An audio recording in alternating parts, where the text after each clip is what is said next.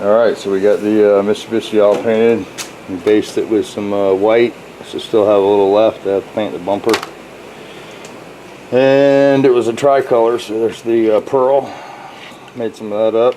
Some white pearl and some silver pearl. Fine white and crystal, which is like a silver. And then I had the tricolor the other day. The Expedition was the tricolor. So let's take a look at this bad boy. Came out pretty good. Still a little foggy in here, not too bad. It's been painted for a while. It's clingering. Clingering. We done hooked that, but I'll wait. There you go, looks pretty good. Fender came out pretty decent. They're as hammered as it was. It's the door.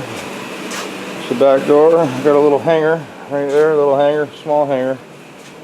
Small hanger right there, but you know, you can't put a hanger in your kid's car, you know. You gotta hammer them every once in a while to see where the limit's at.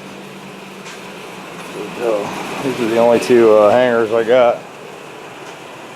She looks pretty good. We'll get her on tape and get that front bumper put on. Get the headlights in it.